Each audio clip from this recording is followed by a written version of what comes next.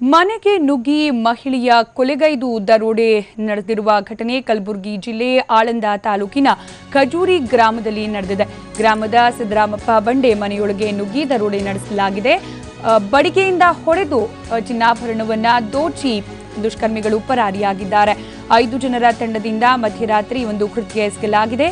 ಇನ್ನು ಮನೆಯಲ್ಲಿದ್ದವರ ಮೇಲೆ ಹಲ್ಲೆ ನಡೆಸಿದ ದರೋಡೆಕೋರರು ಮನೆಯಲ್ಲಿದ್ದ ಚಿನ್ನಾಭರಣವನ್ನ ಹೊತ್ತೊಯ್ದಿದ್ದಾರೆ. ಇನ್ನು ಹಲ್ಲೆಯಲ್ಲಿ ಗಂಭೀರವಾಗಿ ಗಾಯಗೊಂಡ ಸೋನಮ್ಮ ಬಂಡೆ ಆಸ್ಪತ್ರೆಯ ಹಾದಿಯಲ್ಲಿ ಮೃತಪಟ್ಟಿದ್ದಾರೆ ಅನ್ನೋ ಮಾಹಿತಿ ಸಿಗ್ತಾ ಇದೆ. ಇನ್ನು ಮಾರಣಾಂತಿಕ ಹಲ್ಲೆಯಲ್ಲಿ ಇನ್ನು 5 ಗಂಭೀರ ಗಾಯವಾಗಿದೆ.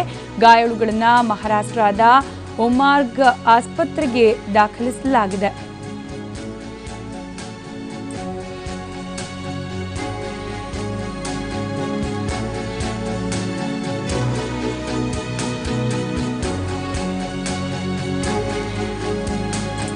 ಬಗ್ಗೆ ಮತ್ತಷ್ಟು ಡೀಟೇಲ್ಸ್ ಕೊಡ್ತಾರೆ ನಮ್ಮ ಪ್ರತಿನಿಧಿ ಸಂಜಯ್. ಮನೆಯಲ್ಲಿದ್ದವರ ಮೇಲೆ ಮಾರಣಾಂತಿಕವಾಗಿ ಹಲ್ಲೆ ನಡೆಸಿ ದರೋಡೆ ಮಾಡಿರುವ ಘಟನೆ ಏನ್ ಡೀಟೇಲ್ಸ್ ಲಭ್ಯವಾಗಿದೆ ಈ ಬಗ್ಗೆ? ಕಲಬುರಗಿ ಜಿಲ್ಲೆ ಆಳಂದ ತಾಲೂಕಿನ ಖಜೂರಿ ಗ್ರಾಮದಲ್ಲಿ ಕಳೆದ ರಾತ್ರಿ ಸುಮಾರು 5 ದರೋಡೆಕೋರರ ತಂಡ ಒಂದು ಮನೆಗೆ ನುಗ್ಗಿದ ಸಂದರ್ಭದಲ್ಲಿ ಮನೆಯಲ್ಲಿದ್ದವರ ಮೇಲೆ ಬಡಿಗೆಗಳಿಂದ ಮಾರಣಾಂತಿಕವಾಗಿ ಹಲ್ಲೆ ಮಾಡಿದ್ದಾರೆ. ಹಲ್ಲೆ ಮಾಡಿದ ಸಂದರ್ಭದಲ್ಲಿ ಓರ್ವ ಮಹಿಳೆ ಅಂದ್ರೆ 65 ವರ್ಷದ ಸೋನಾಬಾಯಿ ಅನ್ನೋ ಓರ್ವ ಮಹಿಳೆ ಆಸ್ಪತ್ರೆಗೆ ಸಾಗಿಸುವ ಮಾರ್ಗ ಮಧ್ಯದಲ್ಲಿ ಸಾವನ್ನಪ್ಪಿದ್ದಾಳೆ.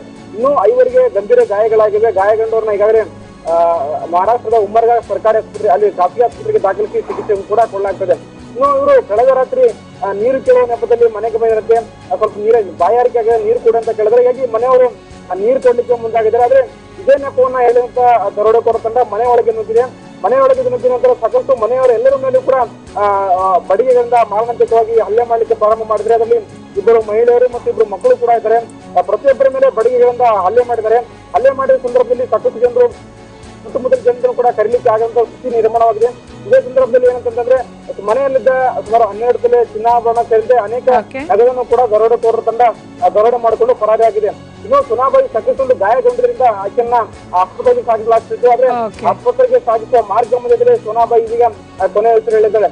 ಇನ್ನು ಘಟನೆ ನಡೆದ ನಂತರ ಇದೀಗ ಘಟನಾ ಸ್ಥಳಕ್ಕೆ ಎಸ್ಪಿ ಎನ್ ಶಶಿಕುಮಾರ್ ಸೇರಿದಂತೆ ಅನೇಕ ಹಿರಿಯ ಪೊಲೀಸ್ ಅಧಿಕಾರಿಗಳು ಭೇಟಿ ನೀಡಿ ಪರಿಶೀಲನೆಯನ್ನು ಕೂಡ ನಡೆಸಿದ್ರೆ. ಅದೇ ಗ್ರಾಮೀಣ ಭಾಗದಲ್ಲಿ ಈ ರೀತಿಯಾಗಿ ದರೋಡೆ ಮಾಡ್ತಾ ಇರೋದ್ರಿಂದ ಅದರಲ್ಲೂ ಕೂಡ ಮಾರಣಾಂತಿಕವಾಗಿ ಹಲ್ಲೆ ಮಾಡಿ ದರೋಡೆ ಘಟನೆಗಳು ನಡೆದ್ರಿಂದ ಸುತ್ತಮುತ್ತಲಿನ ಗ್ರಾಮದ ಜನರು ಕೂಡ ಸಾಕಷ್ಟು ಭಯದ ವಾತಾವರಣದಲ್ಲಿ ಬದುಕುವಂತ ಸ್ಥಿತಿ ನಿರ್ಮಾಣವಾಗಿದೆ. ಧನ್ಯವಾದ ಸಂಜಯ್ ಮಾಹಿತಿಗಾಗಿ.